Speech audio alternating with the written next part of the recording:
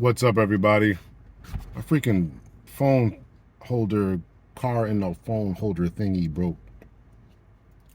So I just had to order from Amazon to get another one. Anyway, so let's jump into it here. So I watched the video by V Mindful. Shout out to her, talking about why men are essentially doing their own thing or not dating, or how do we get to this point, or I forget how she exactly worded it, but in the video she showed a brief clip of a guy who was supposedly worth $200 million. I don't know if he was worth $200 million or if he had closed some $200 million deal and thus got a percentage of that. I'm not exactly sure who the guy is. Maybe he is a mogul who's worth 200 million. I don't know. But first, obviously, without stating the obvious, these are average men, people conversations. So we can't put ourselves in that camp. But unfortunately, many of us do try to put ourselves in that camp because we understand how people are moving and how they're living and how they're existing, right? So you have to be smart as to what you're doing. So again, in the video that Be Mindful did, and I'm not gonna play, I will put the screenshots up. It's only like a minute long clip or short, so you can go over there and watch it. What she's asking is, how do we get to this place where men who have the means don't want to pay for their women? How come they don't want to? Now this guy's worth $200 million, and he's nickel and diamond making his girl pay bills. I guess. Well, I'm not gonna guess, but I'm gonna try to give some answers as to why men think this way. Quite recently, we're thinking about this Ayesha Curry situation, wherein women really aren't interested. Some women aren't really interested in marriage for the sake of marriage, for building, for lasting dynasties, connections, fulfillment, emotional connections. Some ladies aren't doing it for that. And you think about Jada Pinkett Smith, also said the same thing. She's not interested in it for money or whatever, right? Excuse me, she wasn't in it for relationships. So why did you say yes to these people's proposals? Now, we don't know from that particular small clip, and I haven't seen the full extent of the video that Be Mindful had in mind. We don't know what her bills were.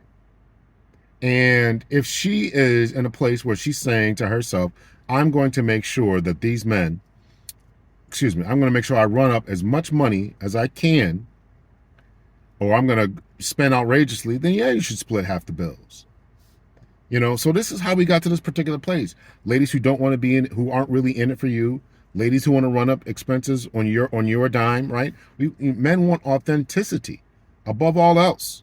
Yes, we don't want women in their masculine. Yes, we don't want women to throw their educations and how much money they make in our face, but we also don't want to be taken advantage of and become fools. There have been cases, again, this is for uber rich types of folks who never married people, paid all their bills, men who did not marry women, paid all of their bills, supported their kids, put some of them through college, all this different type of stuff. And then when they go to break up, they lose in court. Men lose in court because the ladies will take them to court and say, well, you started this to sustain my lifestyle. Why can't you continue to do it? And the judges are going along with that. So if you're questioning why men are becoming more circumspect, more careful, more cautious, more egalitarian, more 50-50, this is where it comes from. Not knowing if you're in it for me, not knowing if you're in it for the long haul, not really being in it, but just in it for the lifestyle, not knowing, all these different types of things will cause men to become more cautious in how they're engaging and entertaining in the world and who they're entertaining. So what's one of the best ways that a man can make sure that this woman, the woman that he is with, is really in it for him? What is one of the best ways? Well, you got to pitch in all your bills. Does it sound stingy, cheap, all this kind of stuff? Yes. Now, again, I understand that these are uber rich conversations, but to average men who just want to build something, you still want to make sure that you're in it for something, right? We're starting to adopt this philosophy that you shouldn't date anyone who doesn't have anything to lose. And if you're an average guy with a 401k, with your own house, with I'm talking about, you're probably even a little bit above average, your own house, car, 401k, pension, whatever. You don't want to lose half of that. And it's unfair the court systems have recognized, I think, are beginning to recognize a certain amount of unfairness that has been going on. One of the biggest steps we now know is 50-50 assumed custody upon breakup, which when you think about it, it always should have been that way, right? So now more states are moving to that model, wherein if there's a breakup, absent any type, and we start the assumption we started 50-50 custody, and if that deems to go into different ways, as far as they can prove, police reports through abuse and any other means that you can prove, well, then that's a different story. Now then the goalpost, as it were, would get moved as far as financially. But what they have also found out is that when they have implemented, particularly in the state of Kentucky, when they have implemented these 50-50 methods or measures, the divorce rates of people filing for divorce, women filing for divorce, seems to drop. Surprise, surprise. So we got women such as Ayesha Curry, such as other individuals, even on a lesser scale, who are saying, I really don't want to be married. I just want the lifestyle, right? Then we've got 50-50 custody, which in the state of Kentucky and other places has been dropping because of 50-50 custody. So we've got ladies bossing up, talking about I don't need a man, I just want a man. Okay, well, all of this presents various issues, various problems when it comes to how we're going to mate and date. And so guys in general and on average want someone who's going to be there, ride or die, who's going to be there in it with them for the full length and for the full time and for the long haul. So given that situation, given those scenarios, why would a guy enter into these relationships with his guard down, not knowing the intentions? We get into these situations, guys for the most part pay, right? In the video, V talks about guys paying. I'm thinking about whether I'm playing or not. Guys, you want to take a woman out of her masculinity, but you do that. But we do that by paying. And years ago, and the question is, how do we get to this place? The answer to that question is because ladies have changed the game. Ladies don't like what men have become. What men have become, as far as making pay 50-50, you got to pay for some stuff. You got to do this, right? You get out and pump your own gas. You do all this other stuff, right? Because you talk about being strong, independent, and not needing a man. Because you talk about choosing to bear. Because you talk about, I got my own bag. What do I need you for? I don't need you, but I want you. Okay, well then you got it. So I'm going to sit back and relax and let you handle it, and let you take it. Well, then that takes us out of our masculinity, and we got to continue to be in our masculinity. Well, the men of old, again, this is how we got here, but that would presume that we started from another place. But the place we started from before was about women having a certain roles in relationships that they seem not to want anymore. It seems as if they don't want this particular role anymore. They don't want to just be relegated to the house. They don't want to just be this, that, and the other. They don't want that. I'm watching a show right now. I'm rewatching it. I enjoyed it when it first came out. It's called Designated Survivor. I enjoyed it when it just came out. Sometimes I just put it on when I'm ready to settle down and relax for the day, and I don't really want anything that's going to be perk me up that I got to really pay attention to catch what's going on. But I did catch something the other day when I was watching it, right, that I'd never seen before. Now, again, I just kind of put it on repeat just to kind of tune out and kind of zone out when I'm unwinding. So I caught something the other day. So the show is about a designated survivor. So if there's a crazy catastrophic event and all of the succession for the line of change for the president of the United States is all wiped out. The president, vice president, the speaker of the House, and on down the chain, right? It's Secretary of Defense and all these other different people, right? And on down the chain, right? The last person who survives would be the designated survivor. Go watch the show, Google it. I'm not going to talk about all that. But so this guy becomes president of the United States, right? He's the former secretary of HUD. He's the secretary of HUD, Housing, Urban, and Development. And so now he is in this place where now he has been thrust into being president of the United States, right? Now think about what I'm saying here. He's now in this place where he's where he's now the president of the United States. President of the United States. All the stuff you got to deal with, all the internal problems, all the domestic issues, foreign issues, right?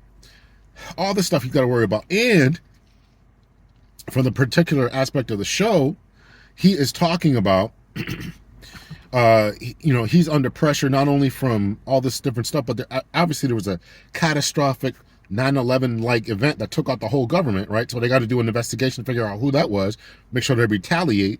But he's also got that, so he's got that going on. He's got other internal problems. The governors don't see him as being legitimate, so he's facing some backlash from them. He's got a military dude, his chief military officer. The exact title is escaping me. Joint Chiefs of Staff. That guy, right? It's not Joint Chiefs of Staff, right? Or Joint Chiefs, the military dude, whatever that title is. So he's like, this guy's soft, and we need to go in here and go get these people, but this guy's but the president is being measured. We got to make sure we get the right people and all this. So he's got all this type of stuff, right? And then he's got his wife, right? So now they went from being, living in DC or Virginia wherever they were, to now being forced into the White House. That's a whole nother thing, right? Secret Service found them all over the place. All this different change of life, right? And this brother is talking, and his wife is a high-powered lawyer in and of itself, an immigration lawyer, and he's trying to help her with her immigration problems and stuff. So I bring up that story to talk about. You want a guy who's on whatever.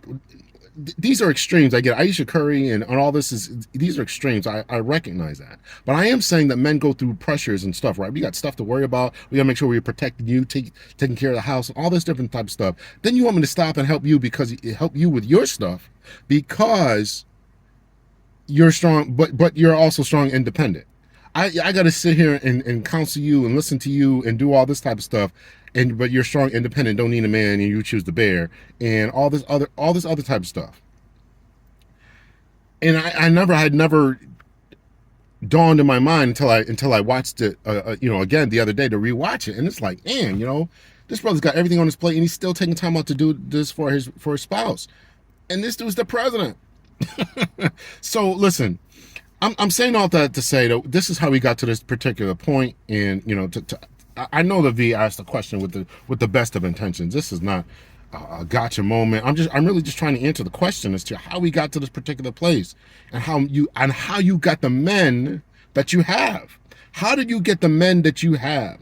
How did you get these men to pick from? And and I keep saying this. I had this conversation with Anita. I just don't think that. To be honest, I think that we look across the spectrum. I think that the average guy looks at the average woman, and the average woman looks at the average man and says, "This is not what I want." I think that we've gotten to that place in society that this is what I want. This is not what I want. Guys in particular are looking at ladies and saying, "I got to do all this. I got to do." Talking about the juice not being worth the squeeze. I got to do all this. I gotta listen to you when you're down, and listen to you about your problems and your work problems and your family issues, and then I have to go out here and slay the dragons, and I had to just take care of all this other stuff and take care of the kids, protect the kids, and do all this kind of stuff, right? Particularly for productive guys. And what do we get from that? Again, I keep sidetracking myself, but what do we get from that? When we talk about the women of old, provided something. And men aren't seeing that type of return. If I went outside, went to work and did all the stuff that, worked 40, 50, 60 hours a work week, I came home usually to a hot meal, to a woman who was very accommodating. And I'm not saying you got to go back to that. I'm just saying what they offered. Foot rubs, back rubs. Oh, you had such a hard day. Come on, pipe slippers, whatever. although we know that that wasn't a black experience, but this seems to, I'm saying that because this seems to be the experience that meant that women seem to want. I do nothing all day and just kind of chill out and relax. Well, when you tell us that men are subpar, we're not worth the effort, so we're going to say, okay, we're not going to do it. I'm not going to do that because it's not appreciated. I'm not going to do that because I got to pay all the bills. I'm not going to take you on vacation all the time because I got to pay all the bills, but you're working and you're making money. I got to take you and take your kids. I got to take you and make sure your hair stays done and your nails stay done, and your hair, your feet, you get you a massage once a month or once a week or whatever, right? I got to come in and take this burden off of you, but what burden is being taken off of me? What burden is being taken off of me? So women are looking around and saying, these guys ain't worth it. They don't know how to do anything. They're not worth all this type of stuff. And the guys are saying, I don't want that. What you have to offer, I don't want. Or I can get it at for lack of a better term, cheaper rate by either going out the country, or some guys who do have means just just hire someone or whatever, right? So I'm trying to answer the question as to how we got to this particular place. And, when it comes to the finances, when it comes to taking care of each other, and it comes to what men want, what did that guy, to V's original video there, what did that guy want? What did this guy want who was worth, quote unquote, $200 million? Let's just say that's true and accurate. What did he want? And if he wanted a woman who was going to stay home and nurture his kids, and again, he was, from what I understand from the video, he was not married to her. So he's making his girlfriend pay the bills. He was not married to her. He was making his girlfriend pay the bills. What did he want in return from that? Quiet, peace, home cooked meals, take care of his stuff, be that quote unquote secretary, make my not only a plate, but make my reservations, make my appointments, lay out my suits when I'm taking a trip over here. And if you can't get that, then why should I pay? Why should I pay for that? Why should I pay 100%? If you want to get up and go to work every morning, just like I get up and go to work every morning, then you got to do that. Then you got to chip in your fair share. Because again, if you don't, and we break up, forget marriage, and we break up, I could be taken to court and lose. And even if I don't lose, I could still lose tens of thousands of dollars just defending myself in court. And that's that. So yes, to the point about building and going somewhere and having aims and goals and desires and genuine love, I would say that men overwhelmingly want that. We want someone. But the juice not being worth the squeeze. Women saying that they don't really want to be married. Just doing it for the lifestyle. We know that sometimes it's about the money, because that's why I brought up the whole 50-50 conversation. You take all these different incentives away, and you peel back all this onion. What do you have? What do you have as a man? What kind of quality woman do you have as a man? I tried to take a sip of water here and freaking spilled it. I made a big mess. Jeez. So what are you offering that man who's doing that type of thing? So the ladies here, I get it. You look upon the dating pool and see this mess. You see a mess of guys that you don't want, guys who want to go 50-50, and you just get the ick. You just get disgusted by it. You're like, oh man, where are the real men at? Where are the men like my fathers and uncles and this? Well, men are asking the same question. Where are the women who are just like my mama? Where are the women who could cook a meal from scratch, take care of the kids? Where are they at? So this is where you got it from. You can blame feminism, you can blame women bossing up, you can blame all this, but you got when you ladies look out the world, you got the men that, in particular in the Western countries, you got the men that you asked for. You got the men that you asked for. You got men who said, we hear you loud and clear that you're strong, independent. We hear you about the Me Too movement. We hear you about every other movement here. Men and women are the same. We heard you, and the men are moving accordingly. And now the ladies don't like it. Now the ladies don't like it. You want to be taken care of as a princess, but you got to act like a princess. You want to be treated like Snow White, Rapunzel. Who's the other chick there? Sleeping Beauty. You want to be treated like all these different damsels. Well, there was a different expectation from them.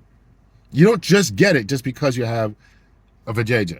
No, it don't work like that. You got to bring something to the table, and that it becomes so. That's another whole other conversation that becomes so repulsive. Listen, I'm trying to get away from this, but I'm just trying to lay out here, how this happened and where we got to this place. And a lot of times the ladies just upset about it, just upset about it. So hit me in the comment section. Let me know your thoughts, your opinions. Much love and peace.